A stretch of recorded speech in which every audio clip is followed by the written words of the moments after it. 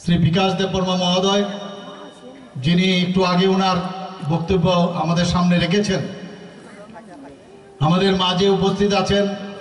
এর আগেও 3-4 বছর আগে বা এর থেকেও বেশি হবে আমরা এসেছি এখানে।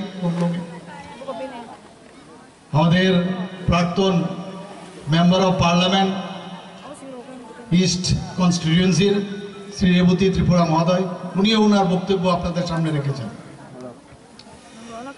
আমাদের মাঝে উপস্থিত আছেন ভারতীয় জনতা পার্টি ত্রিপুরা প্রদেশের সাধারণ সম্পাদক জেনারেল সেক্রেটারি শ্রী বিপিন দেববর্মা।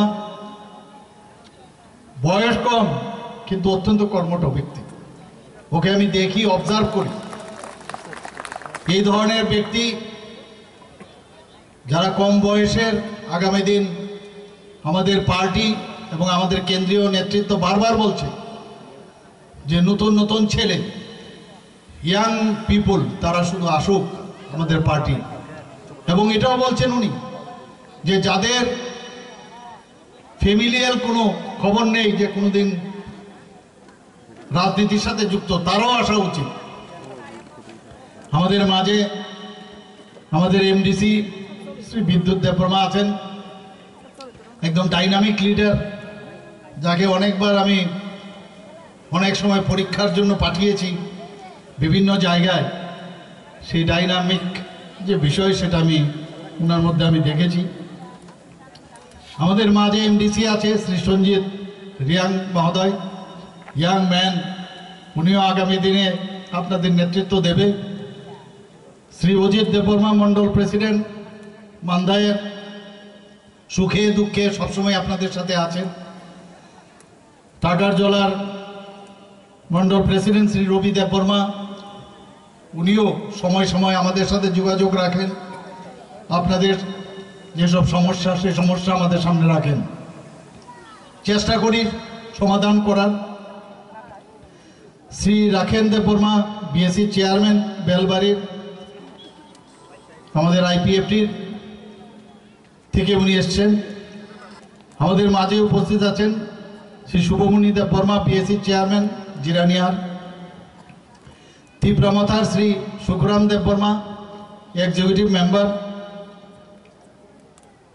আজকে ভারতীয় জনতা পার্টি এবং আইপিএফটি এবং মথার যে আমাদের সরকার একসাথে আমরা চলছি, তার একটা চিত্র কিন্তু আজকে এখানে প্রকাশ পাচ্ছে। এবং এখানে আমার যারা বিভিন্ন নেতৃবৃন্দরা বিভিন্ন স্তরে এখানে উপস্থিত আছেন, এবং মা ও বোনেরা, ভারতীয় জনতা পার্টির কার্যকর্তা বৃন্দ, সাংবাদিক বন্ধুরা, সবাইকে আবার এখানে আমাদের কথা শোনার জন্য আপনারা বসে আছেন, এর জন্য আপনাদেরকে আমি হার্দিক অভিনন্দন ও শুভেচ্ছা জানাচ্ছি। বন্ধুগণ, আগে আমাদের ত্রিপুরা, বিশেষ করে নর্থ ইস্টার্ন রিজিয়নে আমরা কি দেখতাম, চারিদিকে শুধু এই টেরোরিজমের কাহিনী আপনারা সবাই জানেন। মূল স্রোত থেকে সরে গিয়ে অন্য স্রোতে গেছে, নিজেদের জীবনও নষ্ট হয়েছে, আবার পরিবারেরও জীবন নষ্ট হয়েছে, এবং এই রাজ্যেরও জীবন নষ্ট হয়েছে। নর্থ ইস্টের সমস্ত জায়গায় আমরা সেটা দেখেছি, শুধু ত্রিপুরা নয়। সেই জায়গায় মাননীয় প্রধানমন্ত্রীজি 2014-তে যখন প্রধানমন্ত্রীর দায়িত্ব নেন, একের পরে প্রথমে শান্তি সম্প্রতি যদি না থাকে তাহলে কোনো সময় ডেভেলপমেন্ট হবে না।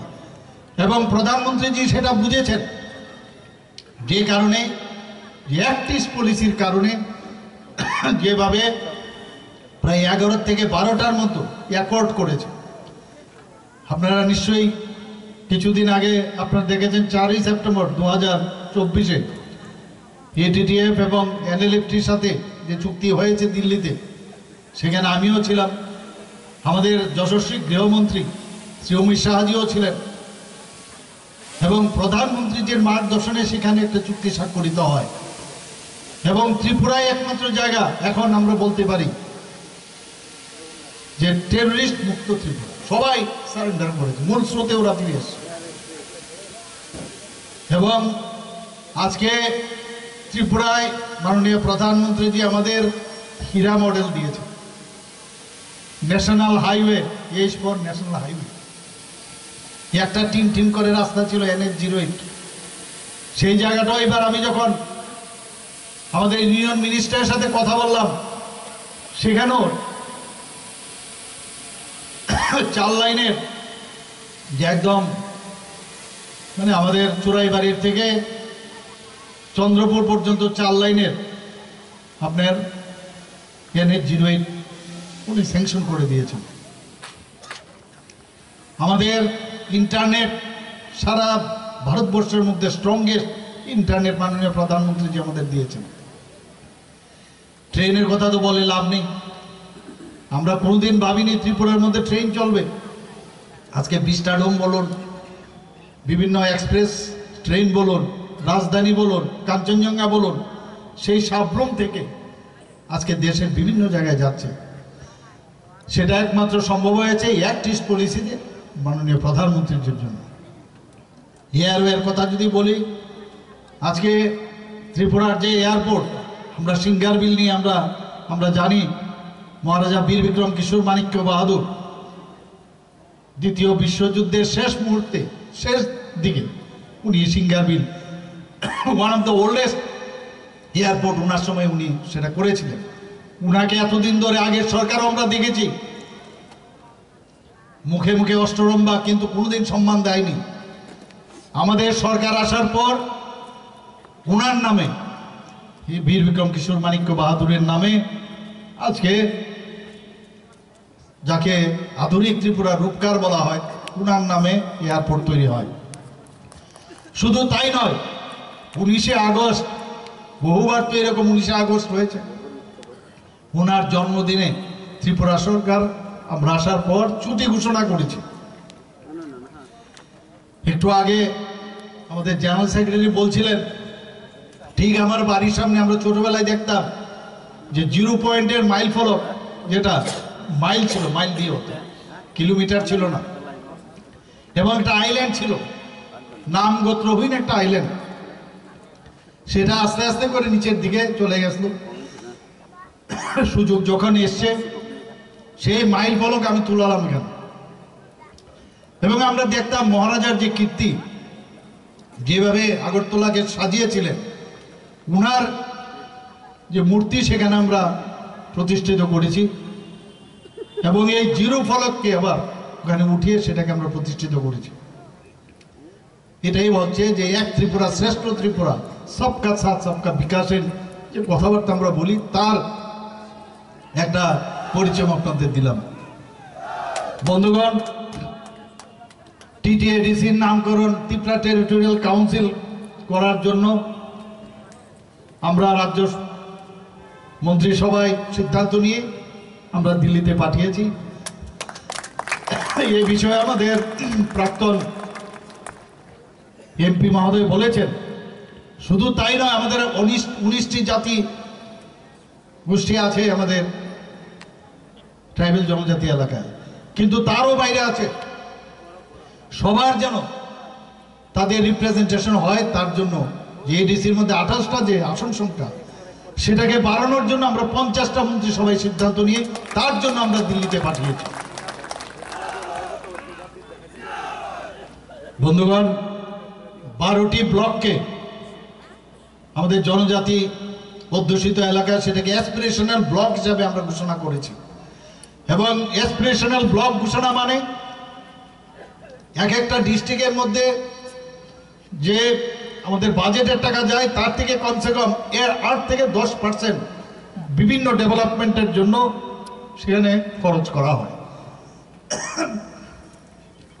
23 বছরের সমস্যা আমরা দেখেছি ব্রুরিয়াং শরণার্থীদের, খালি ক্রোকোডাইল টিয়ার্সে আমরা দেখেছি। বন্ধুগণ, আমার মনে আছে আমাদের যশস্বী গৃহমন্ত্রী অমিত শাহজির সাথে আমি কথা বলছিলাম, উনি বলছিলেন, আরে এ লোক তো আমারাই আদমি ভাই। এই যে ফিলিংস, আমি ব্যক্তিগতভাবে আজকে বলছি যে ये लोग हमारा ही आदमी है, उनके लिए कुछ करना चाहिए। এই যে ফিলিং যে 23 বছরের সমস্যা, 2020 সালের 16ই জানুয়ারি ভারত সরকার, ত্রিপুরা সরকার, মিজোরাম সরকার এবং ভূ সম্প্রদায়ের মধ্যে যে চুক্তি, একটা ঐতিহাসিক চুক্তি স্বাক্ষরিত হয়, তার জন্য আজকে বিভিন্ন জায়গায় ওনাদেরকে সেটেলমেন্ট করা হচ্ছে। 500 কোটি টাকার উপরে তাদের জন্য রাখা হয়েছে। এর নাম হচ্ছে ভারতীয় জনতা পার্টি, এর নাম হচ্ছে আমাদের প্রধানমন্ত্রী নরেন্দ্র মোদীজি, আমাদের গৃহমন্ত্রী অমিত শাহজি। 2019 সাল থেকে পর 7 জন পদ্মভূষণ দিয়েছে। তাদের দেওয়া হয়েছে 7 জনকে কন্টিনিউয়াস জনজাতি গোষ্ঠী। রসম যন্ত্রশিল্পী শ্রী থাঙ্গাড়া আলম 2019-এ দেওয়া হয়েছে, 2020-এ বেনিচন্দ্র জমাতিয়া, 2021 সালে সত্যরাম রিয়াং, 2023 সালে এনসি দেববর্মা মরণোত্তর, আমরা যাকে এনসিদা বলে ডাকি, এবং বিক্রম বাহাদুর জমাতিয়া। 2024 সালে শ্রী চিত্তরঞ্জন দেববর্মা, চিত্ত মহারাজ আমরা যাকে বলি, শ্রীমতী স্মৃতি রেখা চাকমা পদ্মশ্রী সম্মানে ভূষিত করা হয়েছে। বন্ধুগণ, এর নাম হচ্ছে ভারতীয় জনতা পার্টি, যে সম্মান দিতে জানে। আজ পর্যন্ত ত্রিপুরা রাজ্যের কোনো জনজাতিকে এবং রাজ পরিবারের, সবাই আপনারা জানেন, জিষ্ণু দেববর্মা জিষ্ণু কর্তা হিসাবে জানেন, ত্রিপুরার মতো একটা ছোট জায়গা থেকে নিয়ে তেলেঙ্গানার মতো এত বড় একটা রাজ্যের উনাকে আজকে রাজ্যপাল বানিয়েছেন। কোনোদিন আমরা এটা দেখিনি, একটা ইতিহাস তৈরি করেছেন, এবং সেটা একমাত্র সম্ভব হয়েছে ভারতীয় জনতা পার্টির নেতৃত্বাধীন সরকার, এনডিএ সরকারের কারণে। বন্ধুগণ, রাজ্যের জনজাতিদের ককবরক ভাষাকে মর্যাদা দেওয়ার লক্ষ্যে বড়মুড়া পাহাড়ের নাম হাতায় কোতর আমরা রেখেছি। কেউ রাখিনি। এর আগে 35 বছরের 5 বছরের কংগ্রেসকে দেখেছি, সিপিএমকে দেখেছি। জনজাতিকে যত দাবিয়ে রাখা যায়, যত ওনাদেরকে অসম্মান করা যায়, ততই ওনাদের যে রাজনৈতিক ব্যবসা সেটা চলবে। কিন্তু ভারতীয় জনতা পার্টি সেই দিশায় চলে না। আমরা গন্ডা চড়ার নাম গন্ডা তৈসা দিয়েছি, 18 মুড়া পাহাড়ের নাম হাচুক বেরেম রেখেছি। এরকম আমাদের যে চেষ্টা, যে নামের মাধ্যমে পরিবর্তন করে সম্মান দেওয়ার যে বিষয়, সেটা একমাত্র আমাদের সরকার, আমরা সেটা করে থাকি। ত্রিপুরায় গড়িয়া পূজা যাতে আরো ভালোভাবে, আরো সুন্দরভাবে সবাই পালিত করতে পারে, একদিনের ছুটির জায়গায় এই সরকার আসার পর আমরা 2 দিনের ছুটি ঘোষণা করেছি। বন্ধুগণ, Tripura tribal research and cultural institute cum museum, যে নতুন কার্যালয় আমরা লেম্বুচড়াতে আমরা স্থানান্তরিত করেছি, যাতে তার যে আমাদের যে সৃষ্টি, যে পরম্পরা, আমাদের যে কৃষ্টি, সেগুলো বাঁচিয়ে রাখতে হবে। এবং সেই দিশায় আমরা সেখানে আমরা একটা বিরাট সেন্টার আমরা করেছি। বন্ধুগণ, জনজাতি সম্প্রদায়ের ছাত্রছাত্রীরা যাতে অল ইন্ডিয়ার স্তরের যে বড় বড় পরীক্ষা, ইউপিএসসি হোক, বিভিন্ন যেসব কম্পিটিটিভ এক্সাম, তাদের যাতে পরীক্ষা দিতে পারে, তাদের কোচিংয়ের জন্য আমরা ব্যবস্থা করেছি সরকার আসার পর। শিক্ষাক্ষেত্রে আপনারা সবাই জানেন, বিভিন্নভাবে প্রি মেট্রিক স্কলারশিপ, আমাদের পোস্ট মেট্রিক স্কলারশিপ, আমাদের ডিপার্টমেন্টের যিনি এখন মন্ত্রী বাহাদুর আছেন, আগে কম টাকা দেওয়া হতো, উনি বললেন আরো বাড়াতে হবে। আমি বললাম বাড়িয়ে দাও, বাড়িয়ে দিয়েছেন। আপনারা সবাই জানেন 40 থেকে 80 টাকা করে, এখন সেটা বোধহয় বাড়িয়েছেন খুব সম্ভব। তো এই যে এটিটিউড কথা বলে যে কে কার জন্য, একটু আগে রেবতীবাবু বলেছেন আমরা একসাথে, हम एक साथ रहेंगे तो सेफ रहेंगे, हम लोग एक साथ रहेंगे सेफ रहेंगे, एक साथ रहेंगे।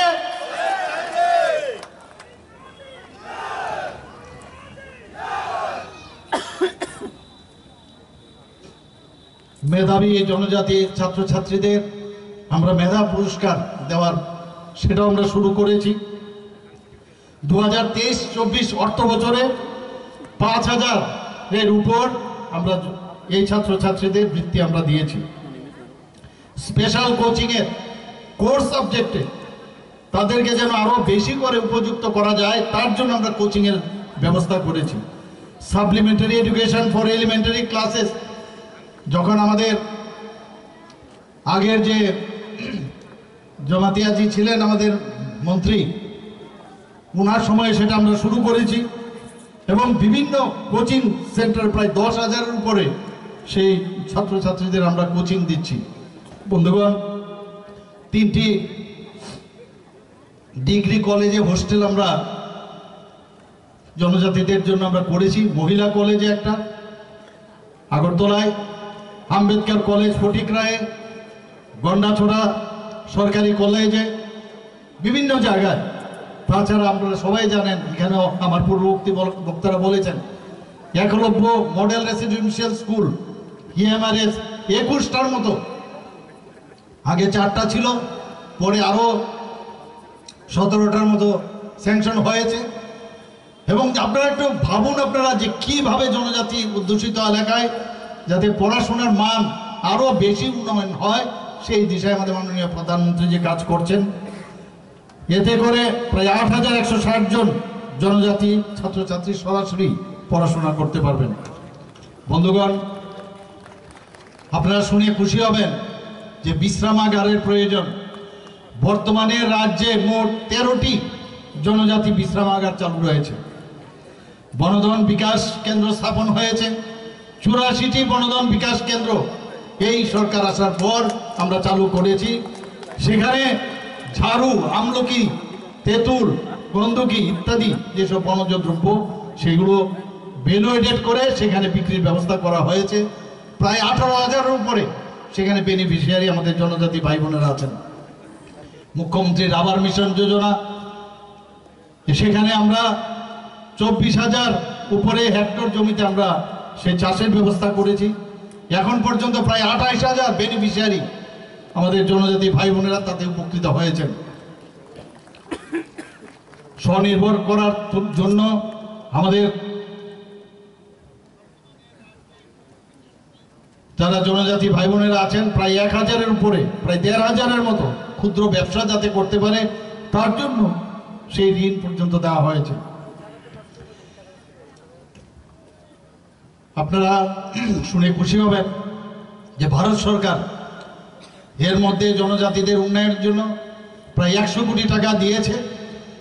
একটু আগে বলা হয়েছে, আমাকে বারবার বলা হতো যে আপনারা কিছু টাকা আমাদের দিন, আমরা তো দিচ্ছি, বাজেট থেকে দিচ্ছি, বাজেটের বাইরে।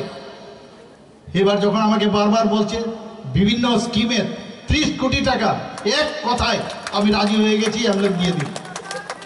এর আগেও 30 কোটি টাকা আমরা দিয়েছি। আমাদের সরকার আসার পরে হসপিটাল খোলার জন্য। বন্ধুগণ, এক্সটার্নাল এইডের প্রজেক্ট যে ফান্ডের ওয়ার্ল্ড ব্যাংকের একটা বিরাট প্রকল্প আমরা নিয়েছি, প্রায় 1400 কোটি টাকা। আমাদের মাননীয় মন্ত্রী বাহাদুর প্রায় এ সময়ের সাথে কথা বলে আমরা বলি প্রতিটা পয়সা স্বচ্ছতার সাথে যেন মানুষের জন্য কাজে আসে। রাস্তাঘাট, তাদের জীবন প্রণালী, বিভিন্ন ক্ষেত্রে তাদেরকে সাহায্য করা, যে এক্সটার্নাল এইডের প্রজেক্ট। এবং আমি দিল্লিতে যখন আমাদের মাননীয় ইউনিয়ন অর্থমন্ত্রীর সাথে আমি কথা বলেছি, উনি বললেন যে এত অল্প সময়ের মধ্যে ওয়ার্ল্ড ব্যাংক থেকে এত টাকা পাওয়া মুশকিল, কিন্তু উনি উনার চেষ্টায়, উনাকে আমি ধন্যবাদ দেব যে উনি কম সময়ের মধ্যে 1400 কোটি টাকা উনি বরাদ্দ করেছেন। ট্রেসপের মাধ্যমে আমাদের 75,000 পরিবার লাইভলিহুড